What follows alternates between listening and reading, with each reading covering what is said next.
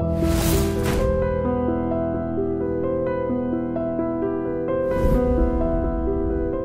this is Ram Gopal Verma and congratulations to iDream for reaching 1 million subscribers. కానీ నిజం చెప్పండి, భూత సినిమాల డైరెక్టర్ మారుతి అని ఫస్ట్ టైం పేపర్లో రాసినప్పుడు, ఇంటర్నెట్లో పెట్టినప్పుడు ఇమీడియట్ మీకు రియాక్షన్ ఏంటండి? ఈవెన్ స్టోరీలు చేసేటప్పుడు కూడా టెలివిజన్లో అలా ఒక బ్రాండ్ వేసేసి మిమ్మల్ని ఫస్ట్ టైం తీయక మీరు ఒక యాంబిషన్తో, ఒక ఎక్సైట్మెంట్తో ఒక సినిమా తీశారు. ఏమండి, ఇక్కడ నేను అదే చెప్తున్నానండి, ఎవరు తిడతారో వాళ్ళే పొగుడతారండి. తిట్టారని మన వాళ్ళని తిట్టడం, పొగిడారని మన వాళ్ళని పొగడటం అది తప్పు అంటున్నా. ఆ టైంకి వాళ్ళకి అది అనిపించింది. బట్ అప్పుడు మీకేమనిపించింది? నాకెందుకు, అవును, నేను చేసిన పనికి వాళ్ళు అలా రియాక్షన్ అయ్యారు. అది తప్పేముంది? నేను ఒక పని చేశానండి, ఆ పనికి ఒక్కొక్కరు ఒక్కో రకంగా రియాక్ట్ అవుతారు. మీరు అందంగా లేరని నేను రియాక్ట్ అవుతున్నానండి, నన్ను పట్టించుకుంటారా? ఈడ అందంగా లేరు అన్నంత మాత్రాన మీ అందమే మీ హస్బెండ్ మిమ్మల్ని ఏమన్నా ఇది అంటారా? అనరు కదా. ఇక్కడ మెయిన్ ఏంటంటే నా ఒపీనియన్ నాకు ఉంటుంది. నాకు నువ్వు తిడతావని తెలుసు కదా, నా అందం నాకు తెలుసు, నా స్టామినా నాకు తెలుసు కదా, నాకు ఏమొచ్చో నాకు తెలుసు. నాకు గనక ఓన్లీ డబుల్ మీనింగ్ డైలాగులు రాయటమే వచ్చు అనుకోండి, అబ్బా నన్ను వీళ్ళు సినిమా తీయనివ్వట్లేదు అని ఫీల్ అవ్వాలి నేను ఫస్ట్. నాకు అసలు అది లేదు, నా ప్రపంచం అది కాదు. నాకు ఆ క్షణం, ఆ రోజు నేను ఆ బస్ స్టాప్ అనే సినిమా తీయాలనుకున్నాను, తీశాను. కానీ అదొక్కటి పట్టుకుని కావాలని బ్రాండ్ వేసి రుద్దితే ఈడి లాగేయచ్చు కిందకి, ఈయన మ్యాక్సిమం లాగేయచ్చు అనుకుంటే ఇంకా వాళ్ళ మూర్ఖత్వం అది వేరు. నేను దాన్ని అసలు, ఎందుకంటే అది వాళ్ళ విఘ్నతకే వదిలేస్తాను నేను. బట్ యాక్చువల్గా నేను ఇది కాదు ఇదని ప్రూవ్ చేసుకోవడానికి నాకు చాలా కథలు ఉన్నాయి నా దగ్గర ఉన్న కథలు తీసుకుంటూ వెళ్తే నాకు 10 years పడుతుంది అంటున్నాను నేను. నా కథలు అన్నీ నేను ఒక్కొక్క కథ నేను తీసుకుంటూ వెళ్తే, ఎందుకంటే నాకు కథకి నేను పెద్ద టైం తీసుకోను. నాకు ఇప్పుడు మీరు కూర్చుని నాతో ఒక సినిమా తీస్తున్నారు, మీరు నాకు కథ చెప్పండి అంటే ఒక 1/2 hour టైం ఇచ్చిన తర్వాత మీకు ఒక కథ చెప్తాను మిమ్మల్ని పెట్టి, ఈ సినిమా మీతో ఇలా తీయచ్చు, ఇది తీయచ్చు అని. అందుకే అంత స్పాంటేనియస్గా స్పీడ్గా ఉంటాను. మా ఫ్రెండ్స్ అందరూ అందుకే నాని అంటుంటాడు అనమాట, నాని సార్ మన ఇద్దరం ఎక్కువసేపు మాట్లాడుకోవద్దు సార్, రకరకాల కథలు వచ్చేస్తే ఒకదానికి స్టిక్ అయిపోయి మనం దానికే ఉండాలంటాడు తను. ఎందుకంటే నాని కూడా నేను ఇంత చెప్తే తన వైపు నుంచి బౌన్స్ బ్యాక్ నాకు ఎలాబరేట్ చేసేస్తుంటాడు. సార్ ఇలానే అల్లేసుకుంటూ ఉంటాం. మేమిద్దరం యుఎస్ వెళ్ళినప్పుడు నేను వంశీ నాని మేము మాట్లాడుకుంటుంటే ఒక్కోసారి ఒక్కొక్క కథ వచ్చేసేది అట్లా. అంటే మేబీ ఈ ఎన్నో సినిమాలు చూసిన ఈ ప్రభావం ఏదో దానికి తెలియకుండానే ఆ కథ అల్లుకోవటం అనేది నాకు బేసికల్లీ అది ఇంట్రెస్ట్ అనమాట. అయితే మీరు చూసిన ఎన్నో సినిమాల్లో మీరు ఆ సినిమాల్లోని ఒక పాయింట్ ఇన్స్పైర్ అయ్యి మీరు సినిమాలు తీస్తుంటారా, లేకపోతే టోటల్గా ఏమన్నా అందులోంచి కంప్లీట్గా తీసుకొని సినిమా తీస్తారా? ఎట్లా ఒరిజినల్ కాంటెంట్ ఎంతవరకు ఉంటుంది మీ దగ్గర? ఒరిజినల్ నేనేంటంటే ఫస్ట్ ప్రాబ్లమ్ని తీసుకుంటా. సినిమా అనేది ఒక ప్రాబ్లం, ఒక కాన్ఫ్లిక్ట్. అంటే వీడికి మతిమరుపు, ఈ మతిమరుపు వల్ల వాడు ఎన్ని ప్రాబ్లమ్స్ ఫేస్ చేస్తాడు, వాడికి ఏమి ప్లస్లు ఏమి మైనస్లు. నాకున్న మతిమరుపు, నాకున్న లోపాన్ని కవర్ చేసుకుంటే నేను ఎలా బతుకుతుంటా,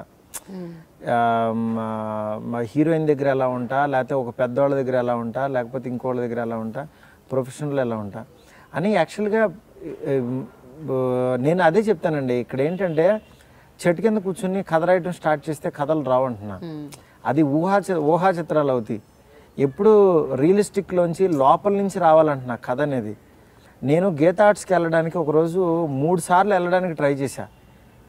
అంటే నాకు డ్రైవింగ్ చేస్తూ వేరే రూట్లో వెళ్ళిపోతూ ఉండేవాడిని. అరే ఇటు వచ్చానంటే గీతా ఆర్ట్స్ కదా వెళ్ళాలి మనం అని. అంటే వేరే ఆలోచించుకుంటూ అలా మారిపోతూ 3 సార్లకి వెళ్ళాము, 3rd టైంకి.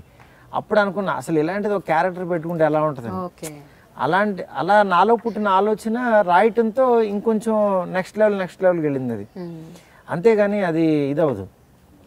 అయితే ఇప్పుడు మీరు ఒకసారి ఏదో సందర్భంలో ఒక ఇంటర్వ్యూలో ఒక విషయం చెప్పారు, నేను ప్రతి సినిమాలో ఒక మెసేజ్ కంపల్సరీగా చూపిస్తాను. ఎవ్రీ మూవీలో there is a message underline, under current గా ఒక ఏదో ఒకటి చెప్పటమో దేని ద్వారా ఒకటి చూపించటమో చేస్తూ ఉంటాను.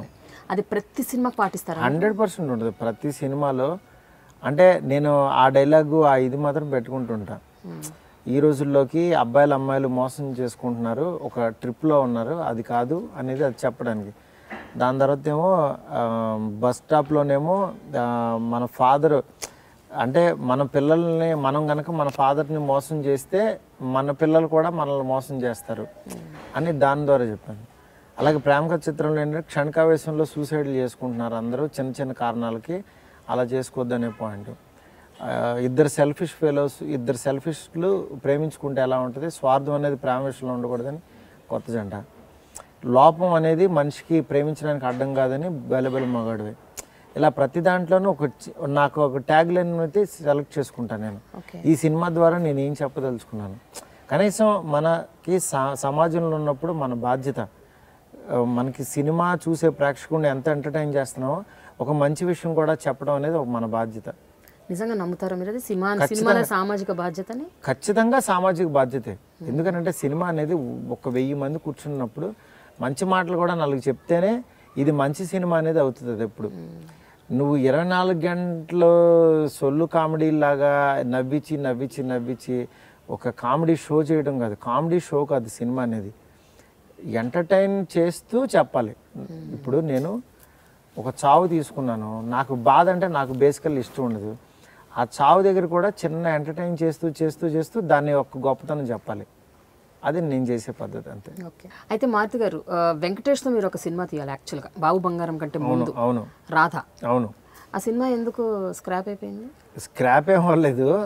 యాక్చువల్గా అప్పుడు కొంచెం త్వరగా పూజ చేసాం, అది కథ అవ్వకముందే పూజ చేసాం. కథ చేసిన తర్వాత ఏంటంటే ఈ కథ ఆయనకి అంతకుముందు ఏదో ఎవరో కథ చెప్పారు, ఆ కథ ఈ కథ అయినేమోనని సంథింగ్ అట్లాంటి కాంట్రవర్సల్స్ వచ్చినాయి. వచ్చేసరికి ఆయన కూడా ఏంటంటే కరెక్ట్గా దృశ్యం సినిమా చూసి ఆయన దానికి ఎగ్జైట్ అయ్యారు. నేను దృశ్యమును ఈ గోపాల 2 సినిమాలు చేస్తున్నాను, ఈ లోపు నువ్వు కూడా ఏదన్నా సినిమా చేసుకుంటారా, మనం చేద్దామని అన్నారు. అప్పటి నుంచి ట్రావెల్ అవుతూనే ఉన్నాం. ఓకే. బట్ అప్పుడు కేసు అయింది, మీ మీద కేసు వేశారు, కాపీ కొట్టారు. కాపీ కొడితే అసోసియేషన్ ఉంది కదా, అసోసియేషన్ వాళ్ళు 2 కథలు చదివి ఈ కథకి ఆ కథకి సంబంధం లేదు కదా బాబు మీరేంటని వాళ్ళనే కేకలేశారు. అది బయట మాట్లాడుకునే విషయాలు, కానీ ఒకళ్ళ కథని ఎప్పుడు దొంగతనం చేయలేమండి, ఎందుకంటే అది మనలో పుడుతుంది. టైటిల్స్ అంటారా మాట్లాడితే వెళ్ళిపోతుంటాయి బయటకి, అంతేగాని కథ విషయంలో అలా జరగదు. అప్పుడు మీకు అనిపించుంటుంది, ఓ నేను నిజంగా ఒక సెలబ్రిటీని అయిపోయానని. అంతే కదా, 2-3 సినిమాలకి అంటే మీకు అంత స్టేచర్ తప్పకుండా వచ్చే ఉంటుంది. లేకపోతే అంటే నేను అసలు ఎందుకనంటే నేను ఇవన్నీ కూడా నేను ఫస్ట్ బిలీవ్ చేయను. అంటే స్టేచరు, సెలబ్రిటీ, ఈ హోదా ఇవన్నీ కూడా నేను అసలు ఫస్ట్ నమ్మను. ఎందుకంటే నా ఆడియో ఫంక్షన్ అయిపోయిన తర్వాత నేను మళ్ళీ డ్రైవ్ చేసుకుంటూ నేను యూసఫ్ కూడాను ఎక్కడ వెళ్ళి రోడ్డు మీద 4 ఇడ్లీ తింటాం నాకు అలవాటు. అంతేగాని అక్కడ మనం స్టార్ అయిపోయాం. ఎందుకనంటే అసలు దీన్ని అసలు నేను బిలీవ్ చేయను ఫస్ట్. ఇది ఎవరో వచ్చి ఫోటో దిగినంత మాత్రాన అది ఇది కాదు, నిజంగా గుర్తించే ఇది వచ్చింది, గుర్తుపట్టారు, ఫోటో దిగారు, అందుకన్నా మనం సెలబ్రిటీ అనుకోవటం అది కరెక్ట్ కాదంటున్నా. అయితే మీరు ఇండస్ట్రీలోకి వచ్చింది 2003లో, 13 ఏళ్ళు ఖచ్చితంగా ఇప్పటికి, అంతేగా? 2003లో నేను యానిమేషన్ చేస్తా. 2005 నుంచి నేను 5 నుంచి మీరు సినిమా యాక్చువల్గా బట్ డిస్ట్రిబ్యూషన్ చేసేవారు. సో తర్వాత కో ప్రొడ్యూసర్ గా చేశారు, తర్వాత రైటర్ గా, డైరెక్టర్ గా, ప్రొడ్యూసర్ గా రకరకాల భూమికలు పోషించారు. కానీ 13 ఏళ్లలో ఒక 15 సినిమాల దాకా, అంటే అన్ని కలుపుకొని రైటింగ్. నేను యాక్చువల్లీ 2012 నుంచి నా సినిమా కెరీర్ స్టార్ట్. యాక్చువల్గా 11 నుంచి 11లో సినిమా తీసాను, 12లో రిలీజ్ అయింది. అది 2012 మార్చి 23 సినిమా రిలీజ్ అయింది. అది మీరు తీసిన సినిమా. నేను అనేది అసలు అంతకు ముందు కూడా మీరు అసోసియేట్ అయ్యారు. అసోసియేషన్ అంటే ఫిలిం బై అరవింద్కి, ప్రేమిస్తేకి అప్పుడప్పుడు ఏదో డబ్బుల గురించి మనం డబ్బులు పెడితే ఎంత వస్తాయి, బిజినెస్ పర్పస్ లో వెళ్ళాను తప్పితే మనం ఎప్పుడు దీంట్లో వెళ్ళాం. మధ్యలో ఒక 4-5 సినిమాలు మీరు ప్రొడ్యూస్ చేశారు. మన ప్రొడక్షన్ లో వచ్చింది రొమాన్స్. ఐఎమ్ నాట్ ప్రొడ్యూసర్, అంటే నేను వన్ ఆఫ్ ద పార్ట్నర్ అంతే దానికి. అలా చాలా సినిమాలు అయ్యి 10-12 ఉన్నాయి. అవి చాలా చేశారు కదా. అవి నేను ఏంటంటే నా బ్యానర్ మీద చేసుకుంటానంటే నేను అట్లా ఇచ్చేసినాయి. ఇప్పుడు మీది మారుతి టాకీస్. అవును. కానీ గుడ్ సినిమా గ్రూప్ కి మీకు ఏంటి సంబంధం? అది కూడా అందులో కూడా మీరు ఒక పార్టా? లేదు, అసలు నాకు గుడ్ సినిమా గ్రూప్కి ఏ సంబంధం లేదు. గుడ్ సినిమా గ్రూప్ అనేది ఏ సినిమాకి ఆ సినిమా ఆ దాంట్లో నేను కలుస్తూ ఉంటా. అంటే ఏదన్నా ప్రాజెక్ట్ బాగుందని, గుడ్ సినిమా గ్రూప్ కూడా నా ఫ్రెండ్ది కాబట్టి తను పెట్టుకున్న బ్యానరు, దాంట్లో ఏంటంటే ఈ ప్రాజెక్ట్ బాగుంది అనుకుంటే దానికి పార్ట్నర్షిప్ కలిసి good cinema group Maruthi talkies కలిపి చేస్తుంటాం. అంతేగాని సెపరేట్ గుడ్ సినిమా గ్రూప్ మీద ఉండను నేను.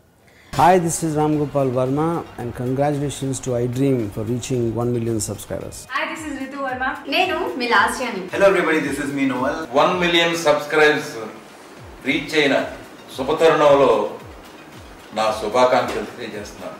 iDream 1 million subscribers ki reach అయ్యిందండి. Congrats to iDream Media on reaching 1 million subscribers. iDream Media on 1 million subscribers reach చేసినందుకు all the best and congratulations to you. Congrats iDream. Keep up the good work and continue to entertain.